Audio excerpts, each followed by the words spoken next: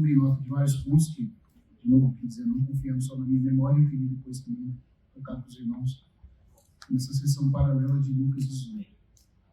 Lucas 18, versículo 18 ao 30.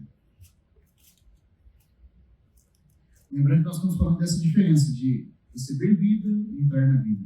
A condição de receber vida é crer. A condição de entrar na vida envolve até mesmo as nossas obras, guardando os mandamentos, em união com Ele, e até mesmo incluindo a forma que lidamos com o mamon da iniquidade. Então vamos lá em Lucas. Às vezes a gente vai citar Marcos também, mas o ponto que eu queria chamar a atenção para o capítulo 18. Lucas 18, versículo 18 ao 30. Eu vou ler primeiro, depois a gente vai meditando, tá bom?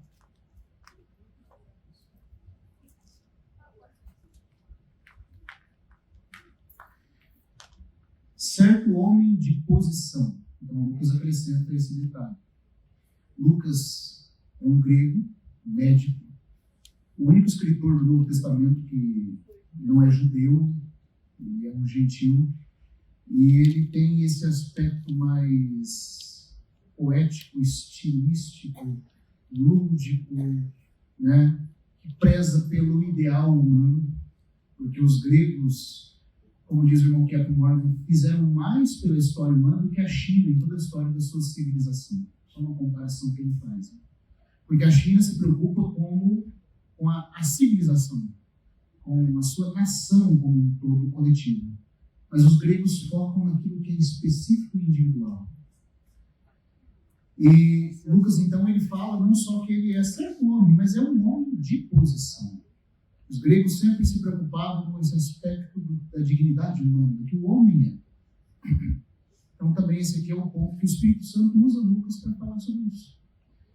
Certo homem de posição perguntou-lhe: bom mestre, que farei para herdar?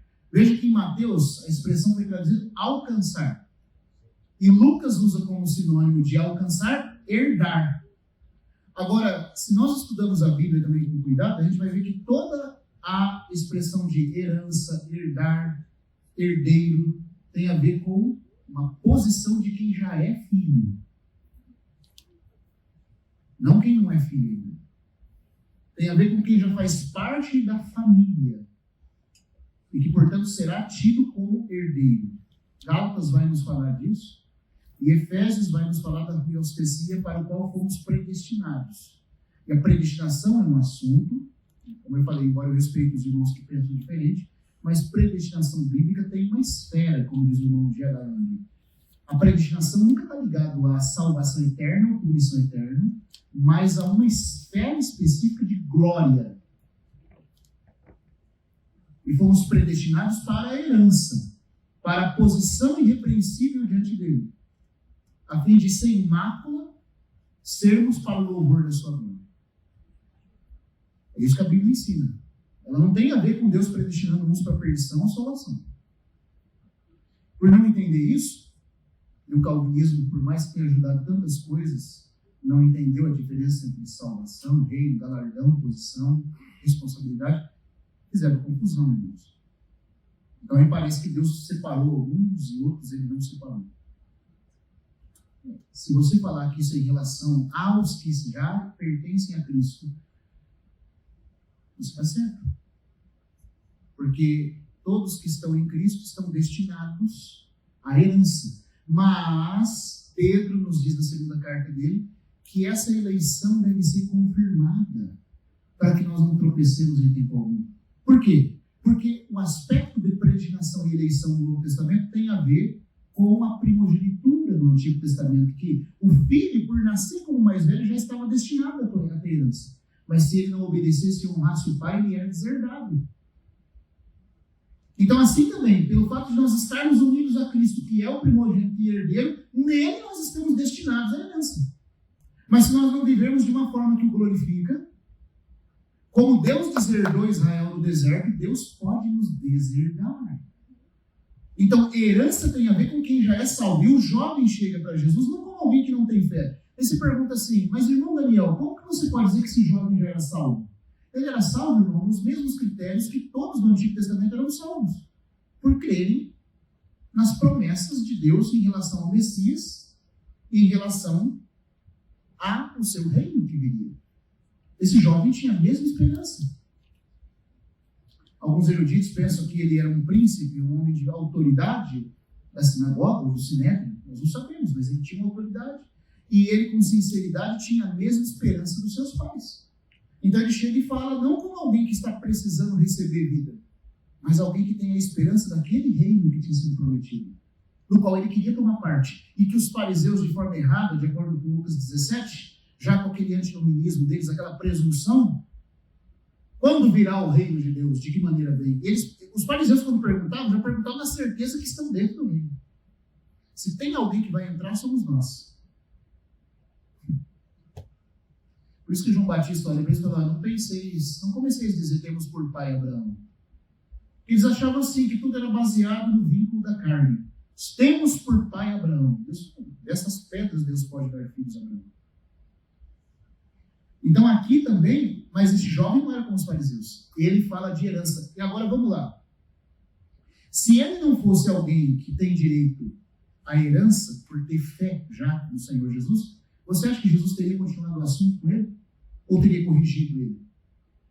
Você acha que o Senhor Jesus, sendo o melhor mestre, vai conversar de um assunto sem alinhar as coisas? Quando Nicodemos foi aquele assunto de és mestre vindo da parte de Deus, ninguém pode fazer o sinal que tu fazes, Deus não com ele. Jesus deu continuidade à conversa no tom e na linha de Nicodemos. O Senhor falou, olha, em verdade te digo. Não é questão de eu fazer e você ver minhas obras e eu sou mestre. A coisa é muito mais profunda do que você pensa, Nicodemos. Se o homem não nascer de novo, então o Nicodemos ele alinhou, mas com o jovem ele continua a conversa. Eu só estou querendo que os irmãos toquem nesse ponto. Por que Jesus continuou a conversa?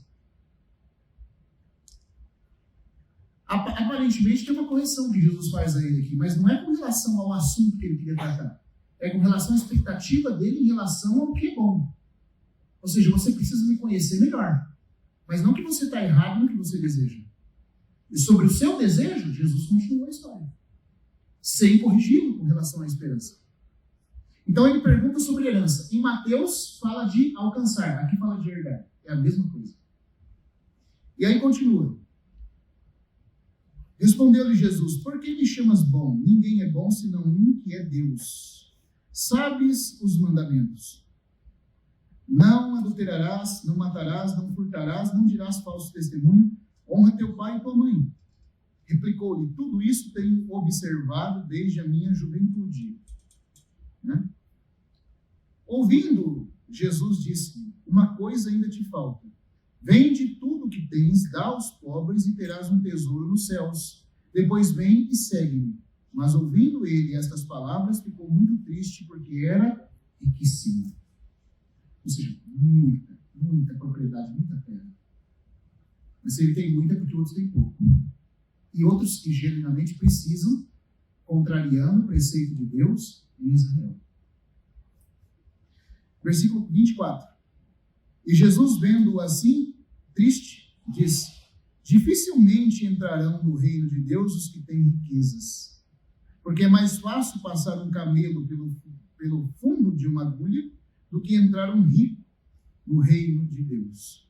E os que o ouviram disseram, sendo assim, quem pode ser salvo? Mas ele respondeu, os impossíveis dos homens são possíveis para Deus. E disse Pedro, eis que nós deixamos nossa casa e te seguimos. Respondeu-lhe Jesus, em verdade vos digo que ninguém há que tenha deixado casa, ou mulher, ou irmãos, ou pais, ou filhos, por causa do reino de Deus, que não receba no presente muitas vezes mais, e no mundo por vir, na era vindoura, a vida eterna. Mas não é a vida eterna, irmãos, como dádiva. É como herança, porque o assunto era de herdar a vida eterna. Está dando para entender?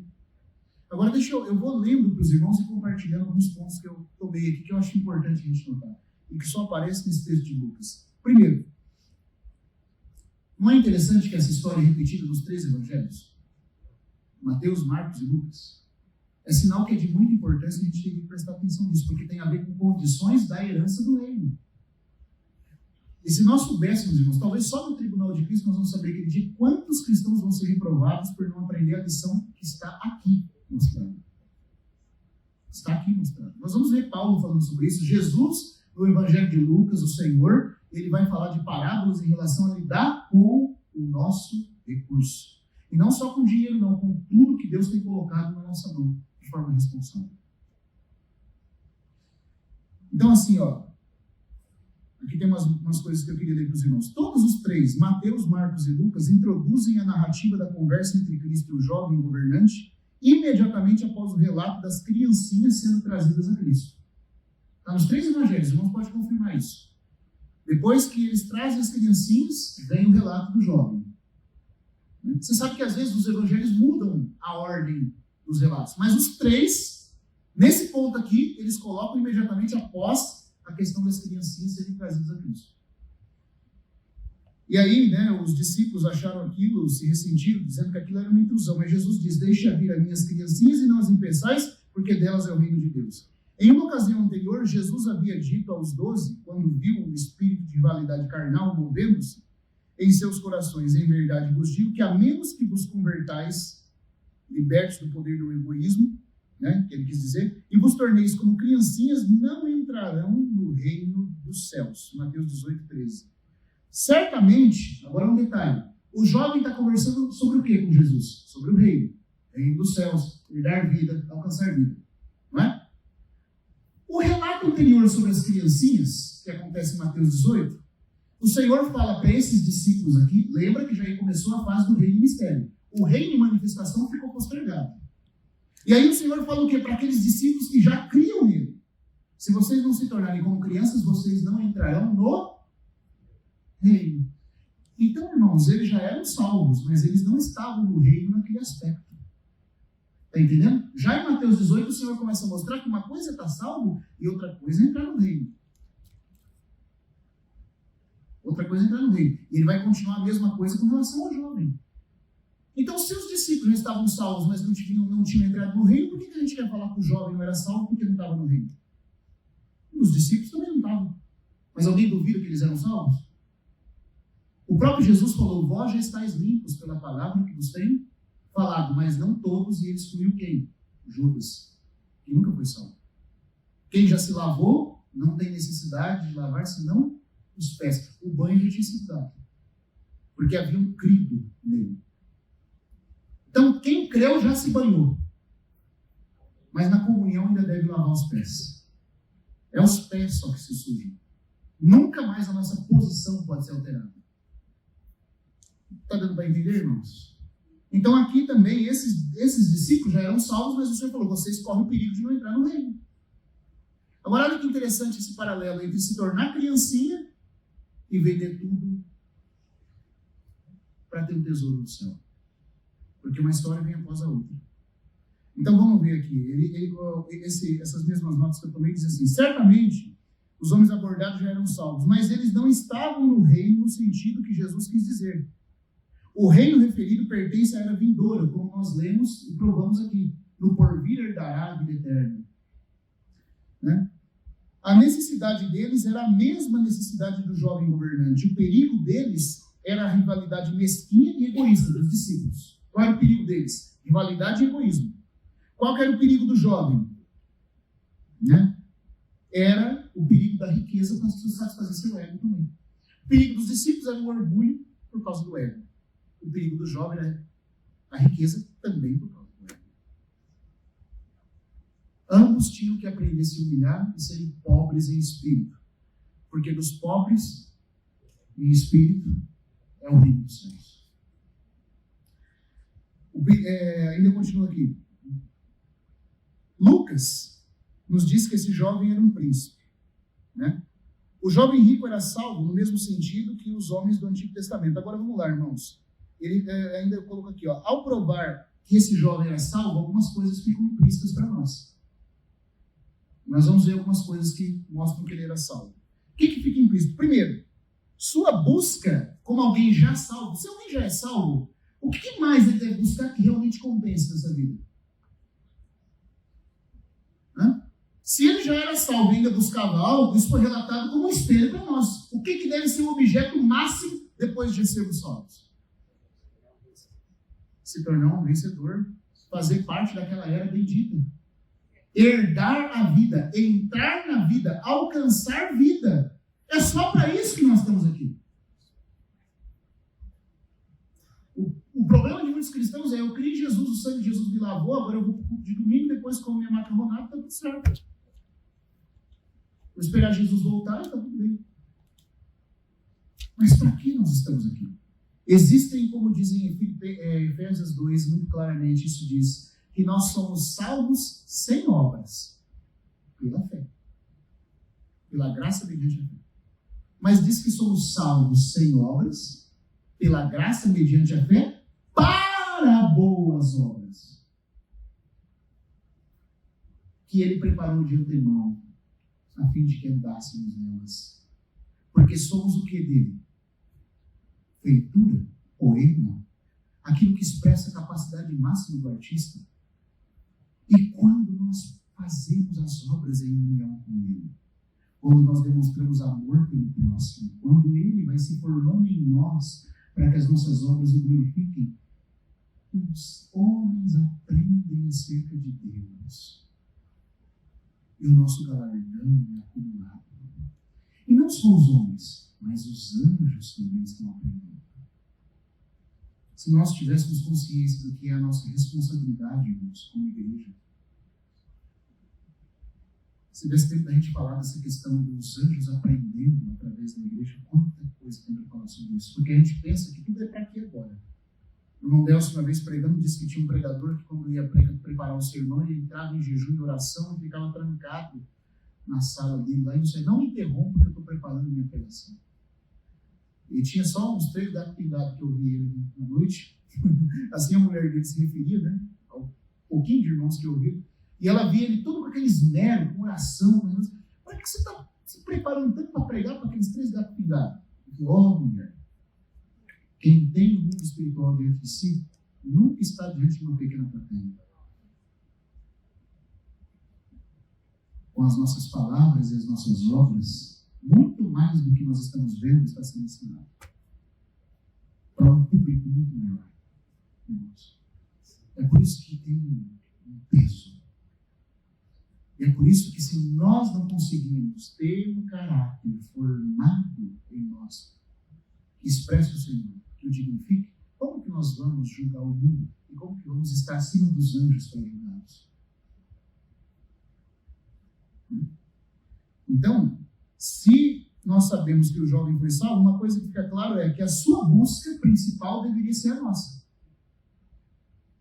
E uma outra coisa que fica implícita aqui é que ele acabou perdendo a herança da vida eterna. Nós não sabemos, depois ele se arrependeu e obedeceu ao Senhor. Mas vamos falar aqui hipoteticamente pelo fato de que ele voltou atrás. O que fez ele perder é o que vai fazer muitos cristãos perderem também.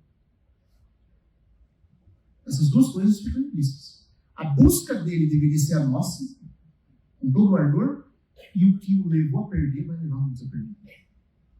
Apesar de serem salvos. Então, sobre o aspecto da herança eu já falei. Tem várias notas aqui de coisas que eu falei para não esquecer de mencionar para os irmãos. Sobre a questão da primogenitura, né? Você sabe que na Bíblia tem o princípio da primeira menção. Se você quer entender uma verdade, vai, pegue a primeira vez que essa palavra é mencionada e veja o desenvolvimento dela para você entender o que ela significa. Sabe qual é a primeira vez que a palavra herdar ocorre na Bíblia? Sabe onde é? E sabe ao que ela está ligada? A herança da terra de Canaã no mundo vindouro para Abraão. Sabe onde ela ocorre? Gênesis 15. Lá é a primeira vez.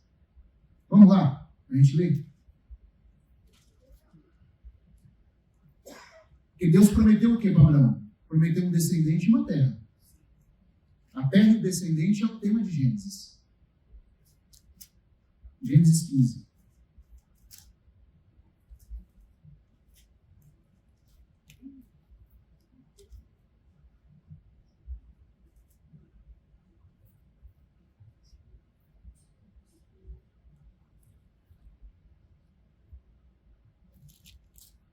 capítulo 15.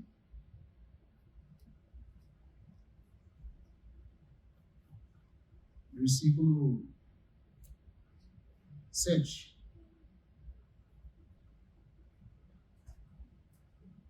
Gênesis 15, 7. Disse-lhe mais: Eu sou o Senhor que te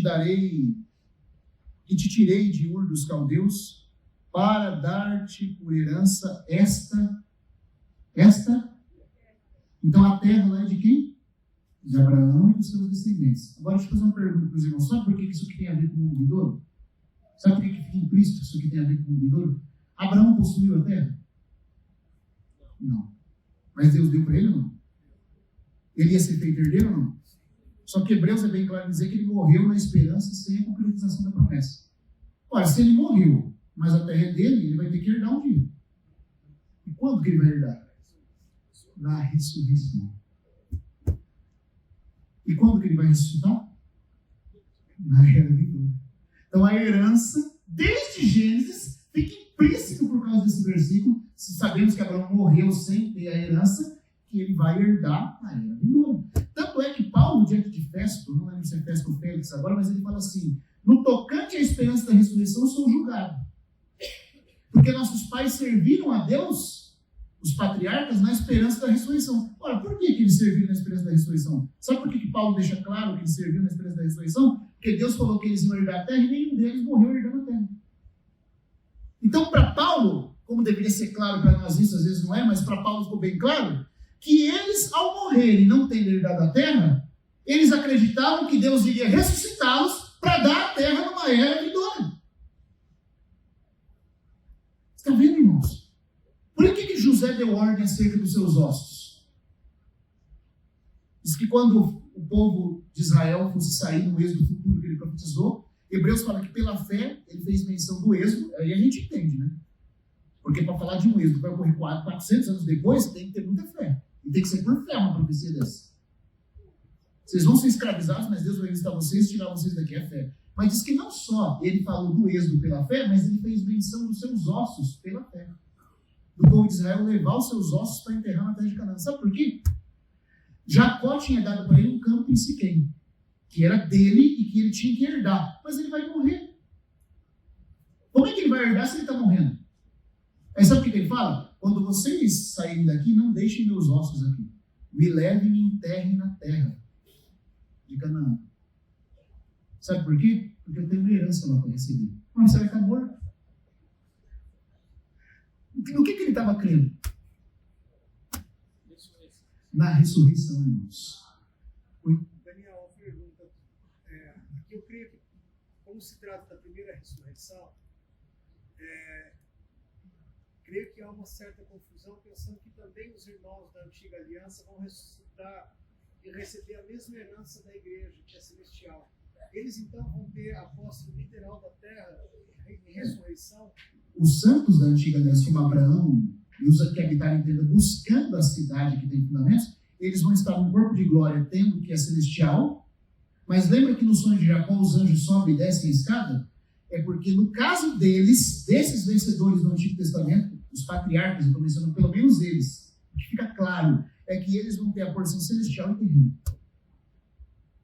Essa é a porção deles. Porque eles vão herdar para preservar o pacto com Abraão na terra. Mas também terão parte naquilo que é celestial. Porque buscaram isso e creram quando viram. Então, bendito seja a porção deles, irmãos. Quem mais paga o preço e quem mais esperou como eles, também tem uma porção melhor de ressurreição. Essa é a porção deles. Mas isso serve de exemplo para nós. Os vencedores do Antigo Testamento são os que viveram a realidade do Novo no Antigo. E os vencedores do Novo Testamento são os que vivem a realidade da era vindoura agora. Abraão, 2000 anos antes de Cristo, viu o dia e se alegrou. Agora você já pensou, vou falar aqui com o irmão, já pensou o velho Abraão pulando? Ele falou desse jeito, o velho Abraão. Já pensou o velho Abraão pulando lá? Aí Sara olha e está ele lá. E assim, ó, saudando, dando tchau. Dando tchau para quê? O que você está vendo aí? Irmãos, diz que ele exultou, e a palavra exultar no hebraico significa rodopiar de felicidade.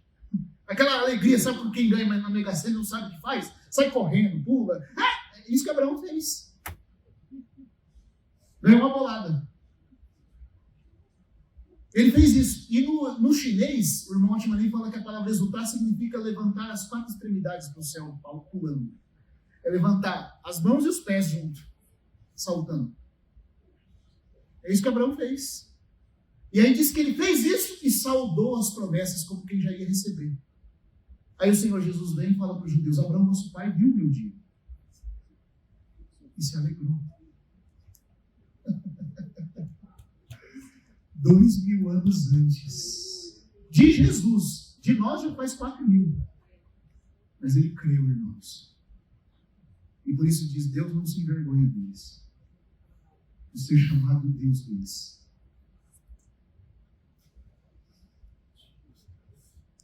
Irmãos, onde está o nosso coração? Porquanto nos preparou uma cidade. A única coisa que Abraão comprou nessa terra foi uma sepultura. Para dizer que tudo que esse mundo tem para nós é a morte em si mesmo. E aí ele pediu para ser enterrado em Macpela, junto com Sara, sua esposa. Macpela é uma cidade que fica no caminho para Jerusalém. Ele quis dizer o seguinte: eu estou enterrado em Hebron, morri em comunhão e ressuscito em união com ele, para herdar com ele a cidade santa. José deu ordem acerca dos seus ossos. Eu tenho uma terra para herança. Qualquer um ia olhar para ele e falar: meu filho, depois que você estiver naquele caixão, não adianta mais nada. Você está aqui, está lá, não vai adiantar. Não adianta. Ele morreu na esperança da primeira ressurreição. E vai ter parte nele.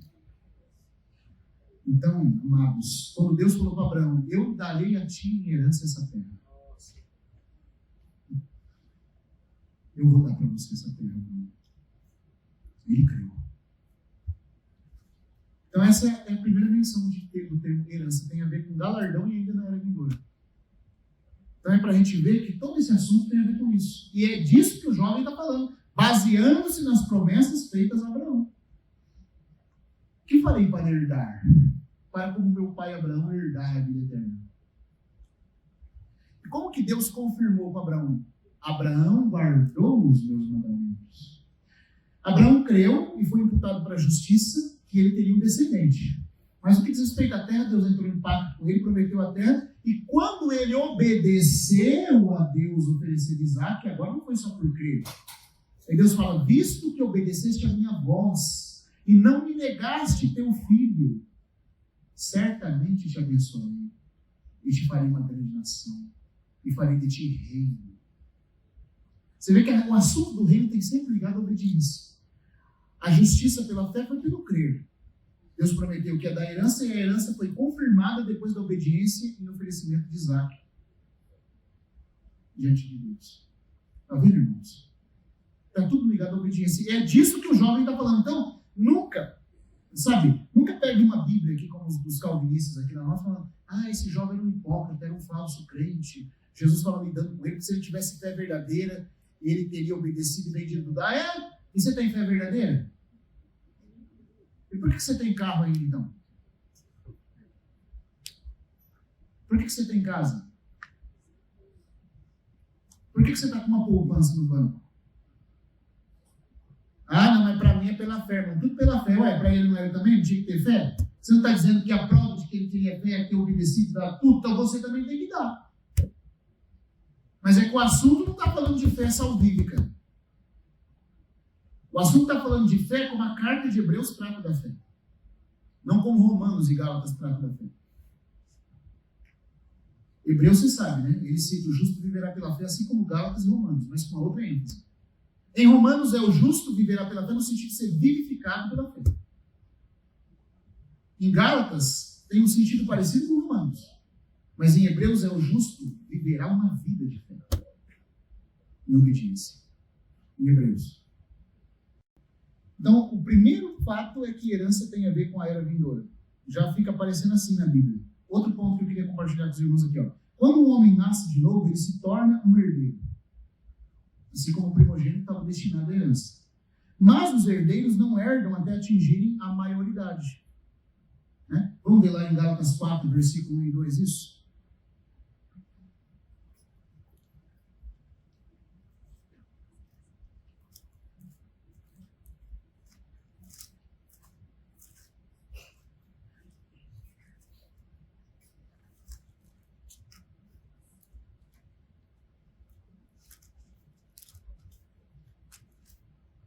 Digo, pois, que durante o tempo em que o herdeiro é menino, em nada difere de escravo, posto que é ele senhor de tudo. Mas está sob tutores e curadores até o tempo pré-determinado pelo pai. Então, ele tem direito à herança, mas ele não pode receber. Ele é herdeiro no sentido legal, mas ele não tem a experiência de ser empossado porque tem um tempo pré-determinado até ele crescer, alcançar o que é chamado de ruiostesia, a posição de herdeiro, confirmado, para poder tomar posse da herança. Quando Efésios fala que fomos predestinados, ele diz que é para isso. E todo que creu foi predestinado. Essa é a esfera da predestinação bíblica. É para isso. E aí, eu estou lendo, irmãos, porque eu achei muito rico isso aqui. Eu falei, tem que compartilhar esse ponto com os irmãos. E eu não quero só confiar na minha memória, tá? Por isso que eu estou falando aqui, tá? Mas mesmo antes desse tempo, ele pode ser deserdado por má conduta. Somente aqueles que, pelo crescimento espiritual, saem da imperfeição da infância e crescem em Cristo em todas as coisas, serão capazes de estabelecer seu direito à herança. Uma vez que os filhos de Israel vieram estar sob o sangue do Cordeiro Pascal do Egito, tornaram-se herdeiros de todas as riquezas da terra da promessa. Mas apenas Josué e Caleb entraram, né, entre os que tinham mais de 20 anos. Em Hebreus 13 e 4, o Espírito Santo aplica isso à igreja e mostra que o perigo dos crentes daquele tempo é o perigo dos crentes hoje. O jovem governante, o príncipe, viu seu perigo e nisso ele difere amplamente daqueles que o acusam de ser hipócrita. Você vê? Porque tem vários calvinistas falando que ele era falso, e estão tudo relaxado, achando que somos salvos, está tudo bem. E ele estava salvo e preocupado com o galardão. E tem alguns que falam assim, não, irmão, o que importa é amar o Senhor, quem serve o Senhor não se interessa com o galardão. Você deve ser mais espiritual que Jesus.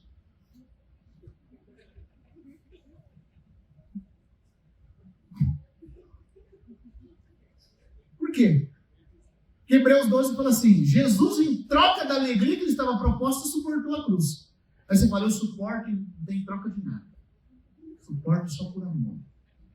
Rapaz, você passou Jesus, hein? Você está jogando fora o estímulo que ele te dá?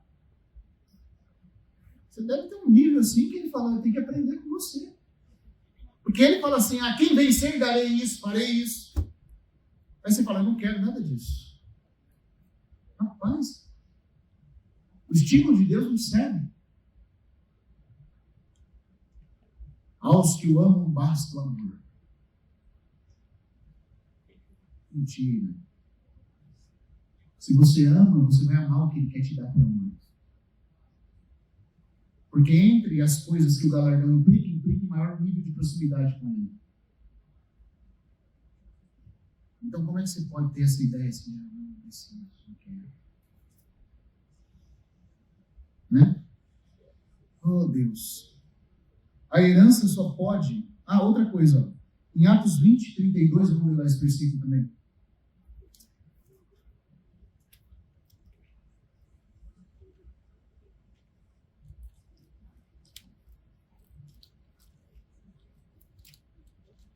Paulo diz assim, os de Éfeso, né? Agora, pois, encomendo-vos ao Senhor e a palavra. Caseado, ou seja, eu vos encomendo ao Senhor e a palavra. Né?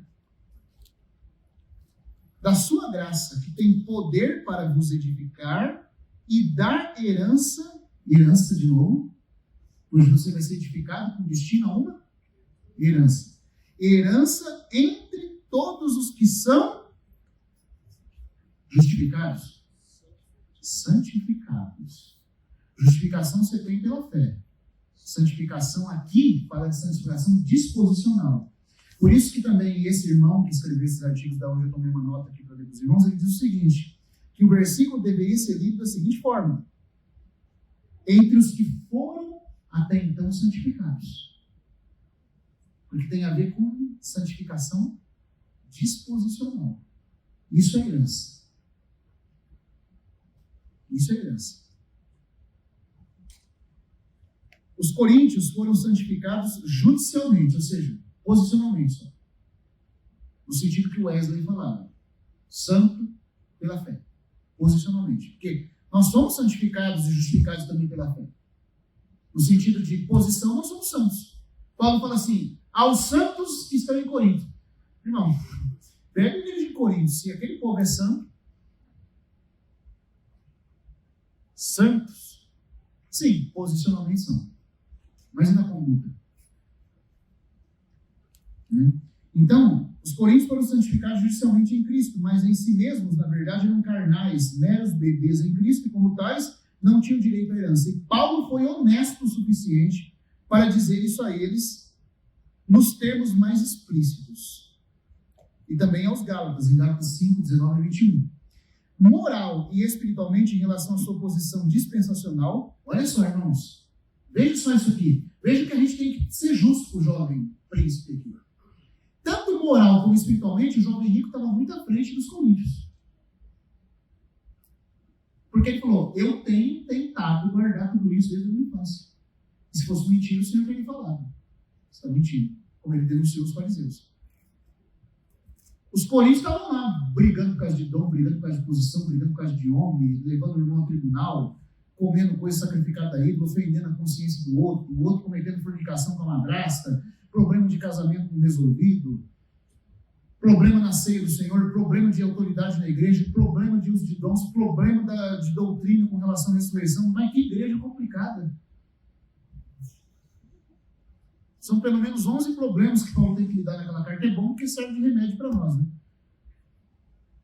Para nós não cairmos no mesmo erro. Mas, que situação! Agora o jovem estava muito mais à frente deles. Estava preocupado com a herança. E estava se esforçando para guardar. Agora, algumas provas de que ele era salvo, o jovem rico. Primeiro, Cristo, em respeito à pergunta, propõe algo a ser feito. A hora que ele pergunta o que deve fazer, Cristo fala para ele, você deve fazer isso. Ele sabia exatamente onde seu questionador estava moralmente e também espiritualmente. Você acha que o Senhor não sabia qual era a condição do jovem? Se ele pede, então faça isso, é porque ele acredita que é possível. Ele podia exigir isso de um incrédulo? Se o homem não fosse salvo e Jesus soubesse disso, ele não teria tratado com ele de acordo com a condição do jovem. O Nicodemos, olha que Nicodemos foi pensando na justiça e Jesus falou, você tem que nascer de novo. O jovem não fez isso. Segundo, o Senhor usa o amor ágape como exigência ao jovem príncipe. Quem que tem amor ágape? Quem tem o amor de Deus no coração? O amor de Deus é derramado em nosso coração pelo Espírito Santo que nos foi otorgado. Como é que o Senhor vai exigir isso de quem não creu? Né? Outra coisa. Esse homem deve ter sido honesto, senão o Senhor teria denunciado como hipócrita. Cristo diz que para herdar a vida, ele deveria guardar estritamente os mandamentos. E o verbo grego usado é tereo, que significa guardar com minuciosidade. Você acha que o Senhor poderia exigir isso de alguém que não crê nele? Mas o jovem, como alguém modesto e humilde, tocado realmente pelo Senhor a quem envia, ele responde, tudo tenho me esforçado. E aí o verbo grego muda, o laço. Tenho me esforçado para guardar. Não ousando afirmar que tinha conseguido tudo. Ele não era arrogante, como alguns o acusam, mas simples e humilde. Outra coisa, o texto de Marcos 10, 21, vamos abrir lá um pouquinho.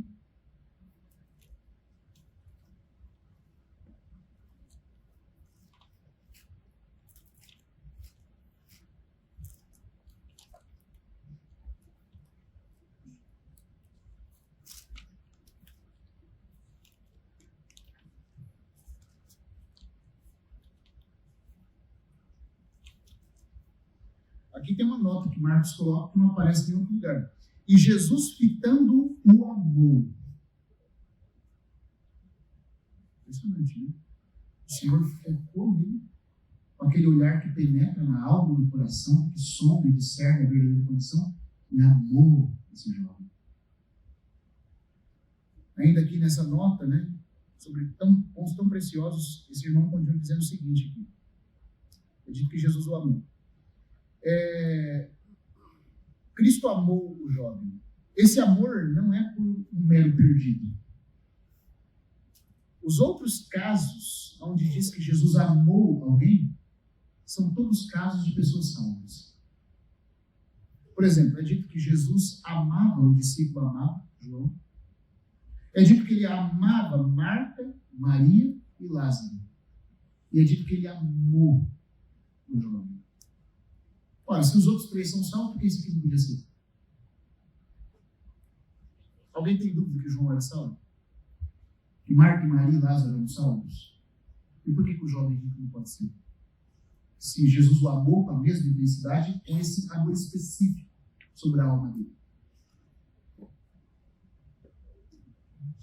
Aí, irmãos, Cristo diz, o sexto ponto que mostra que ele era salvo, diz que alguma coisa faltava para ele ser perfeito. Esse termo perfeito, telos, em grego, essa palavra é usada outras vezes, Mateus 5,48, 1 Coríntios 13,10, Filipenses 3,15, Colossenses 1,28, Tiago 1,4 e 1 João 4, versículo 8. Sempre está no sentido de maduro, de uma vida que amadurece ou que se completa algo já iniciado. Ora, se Jesus está falando que você tem que ser perfeito no sentido de completar o que está faltando, é porque alguma coisa já tinha sido iniciada. Não é verdade? Como é que Jesus vai lá? Completa, mas não começou nada? Não começou, mas já tinha começado algo no coração dele. Então, irmãos, por que eu estou falando isso aqui? Porque isso aqui deve servir de exemplo para nós. Quem de nós já não começou a carreira cristã? Quem de nós o Senhor já não iniciou algo? Em quem aqui ele já não começou a operar? A questão é, queres ser perfeito? Queres entrar na vida? Queres alcançar a vida? Sempre está no sentido de completar algo que está começado. Então o jovem era salvo. Depois tem aquela questão de por que Jesus mandou ele devolver tudo. Agora, quando ele volta para trás, né, ele fica triste. E aí o Senhor fala o quê? Quão dificilmente um rico entrará no reino. Essa palavra, quão dificilmente, tem um tradutor, um erudito da Bíblia, chamado Weymouth, que na sua tradução ele diz o seguinte,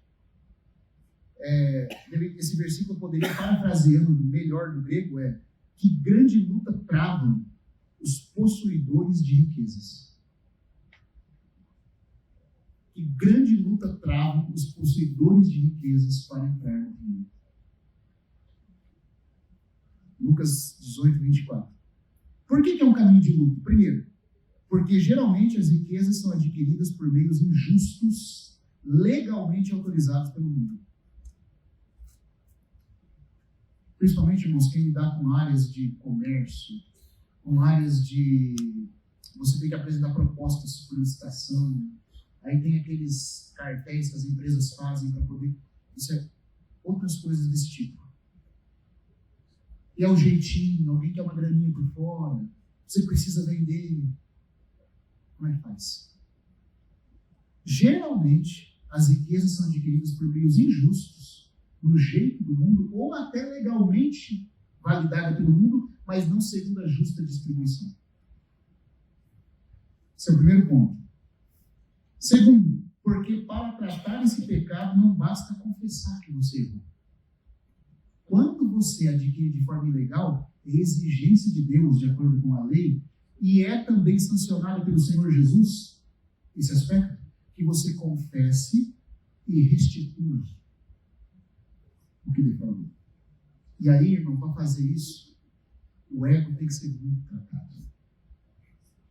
Porque é uma humilhação de ter que confessar que você fez algo. E devolver. Eu lembro do irmão Witness Lee contando que quando ele era incrédulo, ele roubou uma xícara em uma empresa que ele trabalhava. O melhor amigo dele, a xícara. E quando ele estava lidando com o que é chamado de clarificação do passado, que é um dos itens da consagração, os que querem avançar, e muitas vezes, irmão, o Espírito Santo não enche nossa vida, nós não temos poder, porque a gente fica igual aquele bêbado, que os dois bêbados que tomaram o barco e foram remar, né, para sair do lugar. Aí remaram a noite toda. Depois viram que não tinham desamarrado o barco do cais. Acordaram no dia, estava com o barco no lugar. Eles estavam tão bêbados que esqueceram de desamarrar os nossos. Então a gente vai, Senhor, tal. E uma coisa não acontece. Nem conosco, nem com os outros. Pode ter certeza. Tem coisa para tratar, para confessar, para restituir. E é por falta de restituição, o jovem não devolveu as terras. E aí o Senhor fala, o Senhor reconhece que é difícil. Que grande luta trava os que têm riquezas. Isso é para nós, irmãos. Porque a exigência do jovem, você acha que Jesus aliviou para nós? Ou você acha que o padrão é o mesmo? O padrão é o mesmo, irmãos. Aí o irmão Lee fala na experiência dele, né, que ele foi devolver a xícara. Meu Deus, como é que eu vou chegar para ele, meu amigo, para confessar isso, meu Deus do céu? Aí chegou, né, catou a xícara, ele falou, eu queria te confessar que eu pequei contra você. Que isso? Não, você é meu amigo. Não, eu pequei. Mas por que você pecou? Naquele dia que a empresa pegou fogo e todo mundo saiu catando, eu também catei uma xícara do Senhor. Aí um amigo dele deu risada. Falou, que é isso, rapaz? Uma xícara, todo mundo pegou isso. Não, eu preciso devolver. Não, mas eu não quero. Não, mas eu preciso. Então faz isso. Tudo bem, você quer devolver, devolve, mas eu não quero. Aí ele devolveu a xícara, né? E o amigo dele falou, não, mas em vez de você devolver, faz o seguinte, pega esse dinheiro e ajuda alguém. Aí ele queria ajudar alguém, mas estava nevando. Foi a exigência que o amigo dele fez para ele, vai ajudar alguém com dinheiro no valor dessa xícara. Aí estava caindo neve, e no inverno não tinha ninguém. Ele falou, Senhor, manda um pobre para mim poder ajudar. Porque eu tenho que cumprir a exigência que possa saudar esse problema. Veja, irmãos, como fino e delicado é tudo isso. Ele disse que naquele dia Deus enviou um mendigo com neve na porta dele. E ele pôde dar aquele dinheiro. O Mortimer ali, quando se converteu, passou um ano de convertido e ele não tinha levado ninguém ao Senhor. Aí a senhorita Groves, que era uma amiga da Margaret Barber, falou para ele, há pecado na sua vida. Há algo entre você e o Senhor. Aí ele foi orar, irmãos, ele descobriu mais de 200 pessoas para quem ele tinha que pedir perdão e fazer restituição.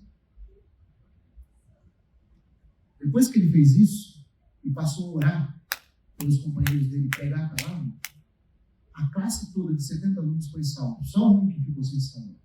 Dos 70, todos se salvaram, se tornaram co-obreiros comigo. Até mesmo para que nós possamos avançar, isso é necessário. Quanto mais para herdar o reino vindouro, que é o reino de justiça. Então, é difícil. Por que é difícil? Porque as riquezas são favorecidas a ser adquiridas de maneiras injustas. E nós, como povo do reino, irmãos, vai custar para nós obedecermos o Senhor nisso. Outra coisa, porque tratar com isso não basta, confessar deve ser feito também restituição, para que a pessoa fique bem com Deus e com os homens. E porque sempre é difícil para o rico exercitar a fé perfeita da dependência. Então, amados, sabe, que o Senhor ilumine nosso coração com relação a essas coisas. Outra coisa, queria só falar mais um detalhe aqui, ainda dentro dessa sessão. Alguns falam assim, você viu? Vamos ler Lucas 18 ainda, quando fala do caso de Zaqueu mais para frente, depois aqui do trecho de Lucas 18, vai apresentar o caso de Zaqueu. E eu achei interessante que nosso irmão aqui, ele chamou a atenção para um ponto que eu não tinha notado, que eu também queria dividir com vocês. Então, tem até pregações, por exemplo, como do erudito John Bengal, que foi um estudioso exegeta do texto grego. ele fez um ótimo sermão e tem sido copiado por muitos. Que Lucas colocou os dois casos meio juntos para servir, um mostrando o exemplo de alguém que não foi salvo, que era um hipócrita e que voltou atrás, o jovem rico.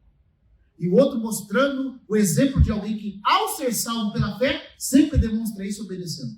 Ah, é? Então, tão salvo pela fé, obedece tudo? A gente sabe que não. Você acha que Lucas colocou os dois trechos juntos, o jovem rico e Zaqueu, para servir só de contraste? Também não. Então, o caso do jovem rico está aqui, a gente já viu. Depois o Senhor Jesus fala sobre tomar a cruz e segui-lo, puro cego em Jericó, e ele diz Zaqueu no 19.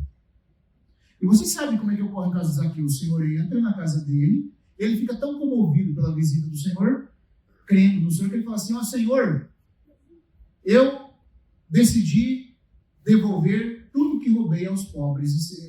Eu vou dar metade dos meus bens aos pobres, se tiver roubado algo, vou restituir 4 vezes mais. Aí o que Jesus fala? Hoje entrou salvação nessa casa, porque esse também é filho de Abraão. Então, o que as pessoas pensam é que isso está sendo usado como um paralelo. Ó, o jovem não fez porque não tinha fé. Zaqueu fez porque foi salvo. A consequência de ser salvo é fazer. Quem não faz é porque não foi salvo. Então, eu queria... Agora eu vou concluir aqui, não sei quanto tempo tem mais. Até já deu a ordem. Então, deixa eu só concluir esse pedaço aqui. Tá? Olha o que é compartilhado por irmão. John Bengel, o erudito grego, fala assim, o texto dele fala, ele traça um contraste entre o tratamento de Cristo ao jovem governante rico e Zaqueu, que era também um homem rico, no capítulo seguinte, Lucas 19. O coletor de impostos oferecia metade de seus bens aos pobres e o mestre parecia bastante satisfeito com a oferta e principalmente, né, por seu caráter voluntário, porque Jesus não pediu para o Zaqueu fazer isso. O Zaqueu simplesmente tocado e falou, vou devolver. Vou dar metade e vou devolver 4 vezes mais se roubei alguém. Então parece que Jesus estava satisfeito. Ele nem pediu, o Zaqueu ofereceu voluntariamente. Né? A partir disso, conclui Bengel. Bengel assume que a exigência de Cristo ao jovem príncipe era algo especial só a ele. Porque parece que Jesus não exigiu isso de Zaqueu. Está vendo só? Daí ele diz, era algo só para o jovem. Pode ficar tranquilo, irmãos, vocês não têm que se preocupar em fazer restituição, em vender tudo, porque Jesus só está pedindo isso dos jovens. Ele não pediu de Zaqueu. Isso é a conclusão do Bengel. Falando que tem um paralelo das duas histórias. Era algo especial e de forma alguma uma lei geral do reino. Era só para o jovem isso. É a conclusão do Bengel. Mas ele desconsidera o fato significativo de que Zaqueu não perguntou sobre a herança do reino dos céus. Você vê Zaqueu perguntando, o que eu tenho que fazer para herdar a vida? O que Zaqueu estava preocupado? Em ter o Senhor e ser salvo. Então, só para ser salvo. Não tem exigência mesmo. E o Senhor fica feliz de você fazer algo voluntário. Então, irmão, aqui ficou provado uma coisa, o caso de Zaqueu é o caso de Zaqueu, o caso do jovem rico, por causa da pergunta, é outro caso. Já iniciado, outro iniciando. É, exatamente. Não adianta querer fazer paralelo dos dois. O assunto de Zaqueu era um, o assunto do jovem rico era outro. Dá dando para entender isso aqui? Eu achei isso aqui muito impressionante. Tem uma pergunta já que fala de salvação, referente a Zaqueu, que acontece também com o jovem rico. Eles perguntam, então, quem vai ser salvo? Os discípulos, aqui tem um detalhe importante, os discípulos não entendiam sobre salvação. Então, essa questão, né? Assim como os crentes hoje não entendem. Você acha que os crentes entendem a diferença de salvação e rei? Não entendem nada. Os discípulos, sem entendimento, não entendiam nem porque Jesus tinha que morrer na cruz. Porque é verdade que os judeus não existia a questão da salvação. Não, eles não entendiam isso. Tanto é que, por não entender, eles tentaram estabelecer sua justiça no lugar da justiça de Deus. Nunca entenderam a diferença de galardão, salvação. Para eles não está claro. Não estava claro, irmãos. Hã? Tá. E agora ficou pior ainda, está escondido. Eles rejeitaram, não tem luz para eles. Agora, os discípulos também, a hora que ouviram Jesus falando, quem pode ser salvo? Assunto de salvação, não tem nem como alguém poder fazer algo. Por isso que Jesus responde o quê? O que é impossível aos homens é possível a Deus. O que é impossível para nós? Ser salvo, porque para ser salvo tem que ter uma justiça infinita. E quem pode prover isso? Só Deus. Então, é interessante como Jesus trata cada um de acordo com o nível de compreensão da pergunta que fizeram. O jovem estava perguntando de herança. Bom, para a herança tem que guardar os mandamentos.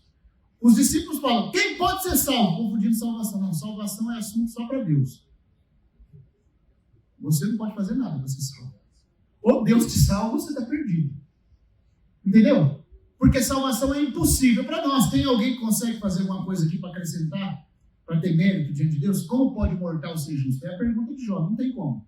Ou Deus faz ou nós estamos, irmãos, no mato sem cachorro. Mas graças a Deus, Deus fez. Agora, para herdar, a coisa é outra. E aqui, não adianta falar, como eu estou falando, então, Zaqueu e o jovem rico, Jesus só exigiu do jovem rico, não exigiu, não, mas peraí, Zaqueu não estava perguntando de herança, de herdade, nada disso. E o nosso assunto aqui é o assunto de Zaqueu ou é o assunto do jovem rico? Nós estamos subindo no sicômoro? Nós ainda queremos encontrar Jesus? Ou nós já pelo menos admitimos como o jovem rico que ele é bom? Podemos não conhecer toda ainda a sua bondade, mas já sabemos que ele é bom. E queremos estar com ele. E queremos herdar a vida eterna. Zaqueu estava procurando. O jovem rico já tinha achado. Está dando para entender, irmãos? Vou concluir aqui, tá? Já falo. Assim, os dois casos... Mas ele desconsidera bem, né, o fato de significativo que Zaqueu não levantou nenhuma pergunta a respeito de um lugar no vindouro reino messiânico. Assim, os dois casos não são de todo paralelos. O príncipe jovem estava correndo na corrida pelo prêmio, enquanto Zaqueu estava atrás do presente gratuito. Isso está claro em Lucas 19, verso 10 e 9. A demanda inflexível de Cristo para todos os que entrariam em seu reino, quando ele vier, é declarada nas Escrituras de forma inflexível para todos. Qual que é a exigência de Cristo? Lucas 9, 23. Tomar a sua cruz e seguir. Qual que é a exigência de Cristo? Lucas 14. Quem vem após mim e não aborrece a seu pai, a sua mãe, a seu irmão e ainda a sua própria vida da alma, não pode ser meu discípulo. E quem não renunciará a tudo quanto tem, não pode ser meu discípulo. Ele nunca aliviou isso. É para todos isso. No capítulo 13, em João 14, versículo 21 e 22, ele fala que nós seremos amigos dele se obedecermos os seus mandamentos. Então ele não aliviou para ninguém, não, irmãos. A lei é inflexível. Aquilo que ele ordenou para o jovem, ele ordenaria para todos nós aqui. Se nós tivéssemos que fazer restituição, se tivéssemos que devolver, ou se... Eu concluo com isso aqui agora. O irmão Gouveia fala o seguinte: só existe 2 casos em que Deus permite que um crente tenha dinheiro. Seja rico. Ou para que ele venda tudo e dê aos pobres, e assim ele seja perfeito. Ou, como diz Paulo, para ele ser generoso em boas obras. Porque o problema de Mateus é: não acumuleis para vós outros tesouro. Veja que o problema não é acumular para você.